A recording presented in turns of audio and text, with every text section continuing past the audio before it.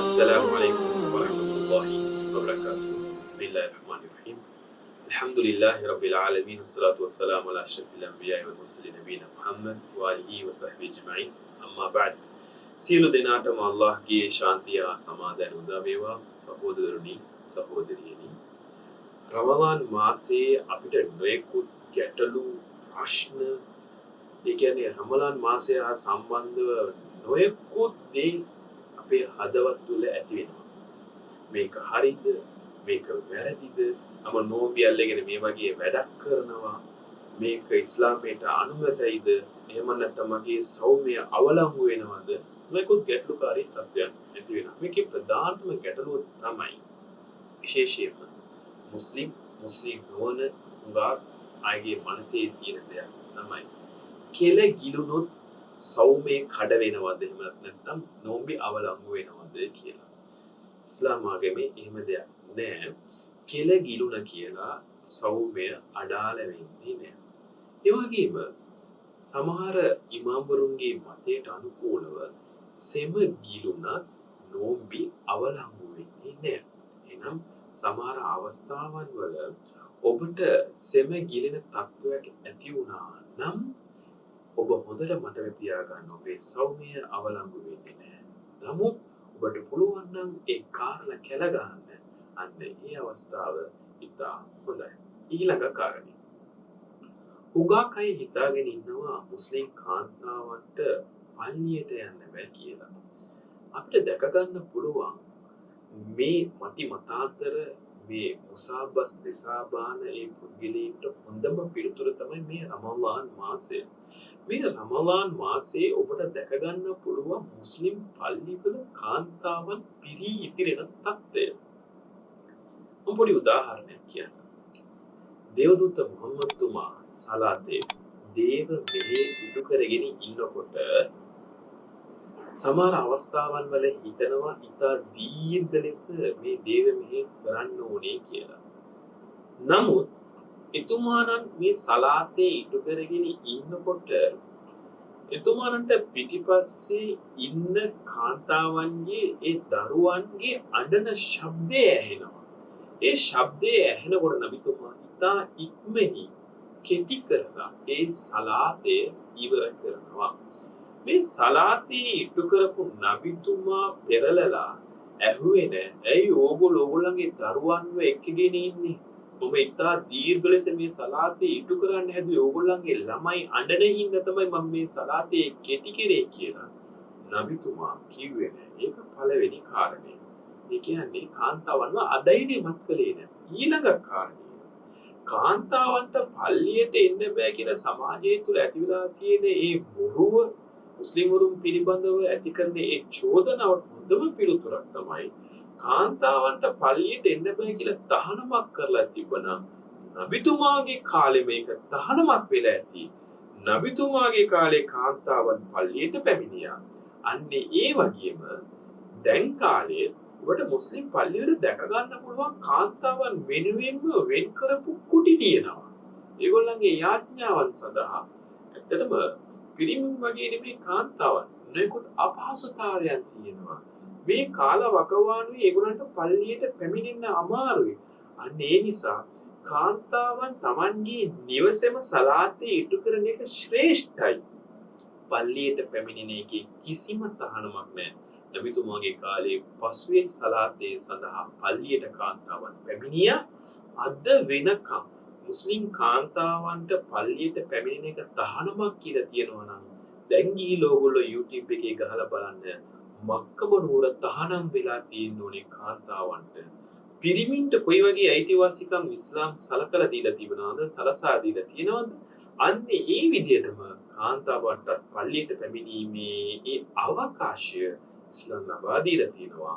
මක්කම නුවර, මදීනා නුවර මේ தත්ත්වය ඔබට දැක බලා ගන්න පුළුවන්. එතකොට කාන්තාවක් රාත්‍රී කාලීන සලාතේ සඳහා පැමිණෙනකොට තමන්ගේ ස්වාමි පුරුෂයාගේ අවසරයත් සමග ආරක්ෂිතව ඇය පැමිණිය යුතුයි.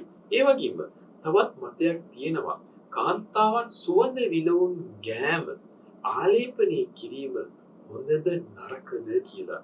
එක්තරා හදීස් එකක් තියෙනවා කාන්තාවක් සුවඳ විලවුන් ගාගෙන මහපාරේ ඇවිදිනකොට ඇය ගණිකාවක් හැටියට දේවදූත මොහොතමාන ප්‍රකාශ කරලා තියෙනවා. මේක අපි තේරුම් ගන්න ඕනේ මෙහෙමයි.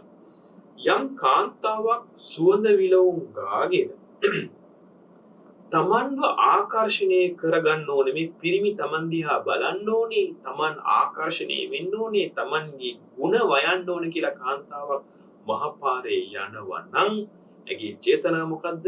පිරිමි කට්ටියම තමන්ගේ දැලේ දාගන්න ඕනේ. අන්න ඇය තමයි ගණිකාව. එහෙම නැතුව සමහර කාන්තාවන් තමන් සෙන්ට් එකක් එහෙමත් නැත්නම් සුවඳ විලවුන් ආලේපනය කරනවා. හැබැයි ඇගේ හදවතේ එහෙම චේතනාවක් නෙවෙයි. ඉස්ලාම් සම්පූර්ණයේ ඒ අයිතිවාසිකම ඇයට ලබා දෙන, ඒ අවසරය ලබා දෙනකොට පුළුවන් එහෙම සුවඳ විලවුන් ගන්න. විශේෂයෙන්ම පවුඩර් අනේ වගේ හොඳට සුවඳ තියෙනවා තව කෙනෙක් කරා නොයන, තමන්ගේ දාඩිය ගඳ තව කෙනෙකුට යන්න දෙන්නේ නැතුව තමන්ට පුළුවන් සමහර සුවඳ විලවුන් වලින් තමන්ව ආරක්ෂා කරගන්න ඉස්ලාම් ඇයට ඒ අවසරය ලබා දෙනවා. අන්න ඒ නිසා ඔබ පල්ලියට යනකොට මේ වගේ දේවල් පිළිබඳව අවධානය යොමු කරන්න. ඊළඟ කාරණය තමයි විශේෂයෙන්ම අපේ කාන්තාවන් හුඟා කැමති මේ රමදාන් මාසයේ අමල් ඉබාදත් වල නියැලෙන්න. ඒ කියන්නේ යහපත් ක්‍රියාකාරකම් වල නියැලෙන්න. සමහර කාන්තාවන්ට විශේෂයෙන්ම මේ මාසයේ ඔසප් චක්‍රය ඇති වෙනවා. ඔසප් චක්‍රයක් ඇති වුණු කාන්තාවකට සෞමී නියැලෙන්න බෑ. ඒ වගේම සලාතේ ඉටු කරන්න බෑ. අන්න ඒ නිසා මේ මාසේ තමන් සෞමී අත්හරින්න හොඳ නෑ. ඒ වගේම සලාතේ අත්හරින්න හොඳ නෑ කියන ඒ අභිප්‍රේරණය මත, ඒ ආශාව මත කාන්තාවන්ගෙන් සමහරු මොනවද කරන්නේ? බෙහෙත්, ඒ තමන්ගේ ඔසප් චක්‍රය ප්‍රමාද කරන බෙහෙත් ගන්න පෙළඹෙනවා. හුඟක් ඉමාම්වරුන්ගේ මතේ මේකට අවසර නැහැ. හැබැයි සමහර ඉමාම්වරු මේකට අවසර දීලා තියෙනවා. ඇයි අවසර නැති වෙන්නේ? හේතුව ඔබ මේ බෙහෙත් ගැනීම තුලින් ඔබේ ශරීරයට යම් හානියක් ඇති වෙන්න පුළුවන්.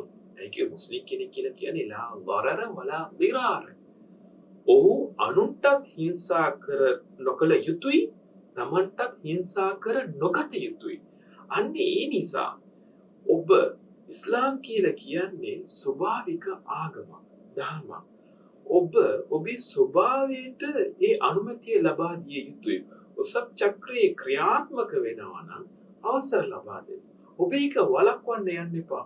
ඔබේ ජීවිතයට හානියක් වෙන්න පුළුවන්.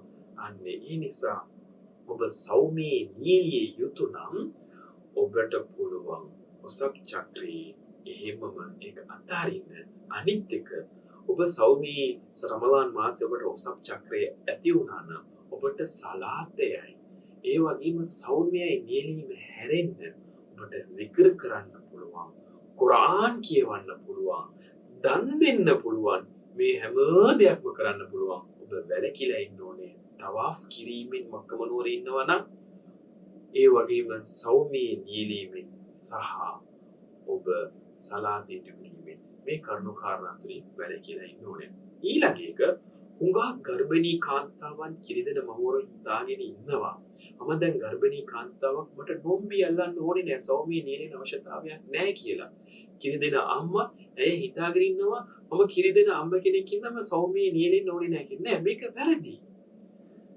මේ අවකාශය, මේ වියති රේඛයේ ඉස්ලාම් දහම තුළ ඇති කරලා තියෙන්නේ කොයි වගේද කියලා කිව්වොත්, දැන් යම් කාන්තාවක් ගර්භණී තත්ත්වයට පත් වුණාම වෛද්‍යවරයෙක් කිව්වොත් ඔබ සෞම්‍ය නියැලුණොත් ඔබේ දරුවට අහිත කරයි, එහෙම නැත්නම් ඔබේ ශරීරයට අහිත කරයි, ඔබේ දරුවටත් ඒ වගේම ඔබටත් හානියක් වෙන්න පුළුවන් කියලා වෛද්‍යවරයා උපදෙස් දීලා තිබ්බනම් මේ ගර්භණී කාන්තාවට පුළුවන් සෞම්‍ය නියැලෙන්නේ නැතුව මග හරින්න.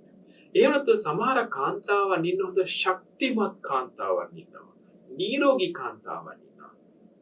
ඒගොල්ලන්ට සෞම්‍යී නියැලෙන්න පුළුවන් Taman ගර්භණී කාන්තාවක් වුණා. මේ වගේ කාන්තාව සෞම්‍යී නියැලිය යුතුයි. ඇයි කිව්වොත් වෛද්‍යවරයාගේ උපදෙස් මත ඇයටත් ඇගේ දරුවටත් කිසිම අහිතක් අනතුරක් සිද්ධ වෙන්නේ නැත්නම් ඒ සෞම්‍යය ආරක්ෂා කරන එක ඇගේ වගකීම. අන්නේ ඒ වගේ තමයි මේ කිරි දෙන මව්වරු.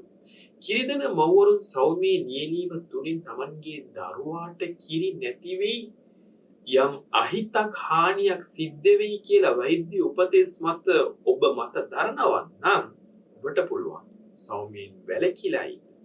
ඒ වගේම ඔබට කිසිම ආපදාවක් අනතුරක් හානියක් සිද්ධ වෙන්නේ නැහැ. මම සෞම්‍යයේ නියැලිලා හිටියත් මගේ දරුවට කිරි දෙන්න පුළුවන් ඒ ශක්තියක් ධෛර්යයක් තියෙනවා නම් ඔබ කල යුත්තේ ඒ දරුවාට කිරි පෙදීමත් සමග සෞම්‍යයේ නියැලීමයි. අන්න ඒ නිසා ගර්භණී කාන්තාවන් සෞම්‍යයේ නියැලෙන්න හොඳ නැහැ. ඒ වගේම කිරි දෙන මව්වරුන් සෞම්‍යයේ නියැලෙන්න හොඳ නැහැ කියන ඒ ප්‍රශ්නය ඔබ මනාව අවබෝධ කරගත යුතුයි.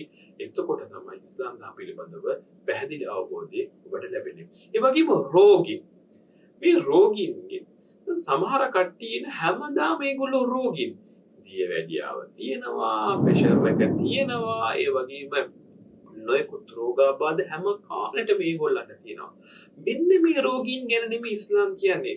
රෝගීන්ට සෞම්‍යයේ නියැලෙන එක තහනම්. ඒ කියන්නේ අවසරයේ තියෙනවා ඒගොල්ලෝ සෞම්‍යයේ නියැලෙන්නේ නැතුව ඉන්න. නමුත් අද දියවැඩියාව කියන කෙනෙක් සෞම්‍යයේ නියැලිලා ඉන්න හොඳ නැහැ කියලා ඉස්ලාම් ආගමේ උගන්වන්නේ නැහැ. සදාකාලෙට තියෙනවා යාට දියවැඩියාව. දියවැඩියාව තියෙන කෙනාට වෛද්‍ය විද්‍යාව මොනවද කියන්නේ? ෆාස්ටිං ඉන්නේ කියලා. ෆාස්ටිං කියන්නේ මොකද්ද? නෝම්බි අල්ලන එක නේද? එතකොට ඔබේ මේ தත්ත්වය තුළ ඔබ සදාකාලික රෝගයන් තියනවානේ. මෙන්න මේ වගේ රෝගයන් වලදී ඔබට පුළුවන් නම් සෞම්‍යයේ නියැලීම ඔබ නියැලිය යුතුයි.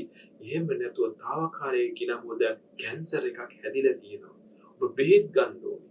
ඔබට සෞම්‍යයේ නියැලෙන මෙන්න මේ විදිහට භයානක රෝග හැදුණු කට්ටියන්ට අවසරය තියෙනවා. ඔබ සෞම්‍යයේ නියැලෙන්න ඕනේ නැහැ. ඒ හැරෙන්න පොඩි ලෙඩ රෝග තියාගෙන ඔබ සෞම්‍යයේ නියැලීමෙන් වළකිනවා නම් ඔබ විශාල වැරද්දක් හැටියට තමයි ඔබේ ක්‍රියාව ඉස්ලාම් දහම දකින්නේ. ඉහත කියපු ආකාරයට සෞම්‍යයේ නියැලිලා ඉන්නකොට යම් ගැටලුකාරී තත්වයන් එහෙමත් නැත්නම් නොයෙකුත් අනවබෝධ තත්වයන් ඇති වුවහොත් ඔබට පුළුවන් ඔබගේ ඔබට සමීපයෙන් ඉන්න ඉස්ලාම්යේ විද්වතුන් සමග සාකච්ඡා කර මීට අදාළ තීරණය ලබා ගන්න. අනේ නිසා අල්ලාහ් සුබ්හානහු වතාලා ඔබගේ අපේ සියලු දෙනාගේ මේ සෞම්‍යයට අදාළ කුලිය මනින් මතු දිවියේදී ලබා දෙත්වා කියා ප්‍රාර්ථනා කරමින් නිහඬ වෙනවා. අස්සලාමු අලයිකුම් වරහ්මතුල්ලාහි වබරකාතුහු.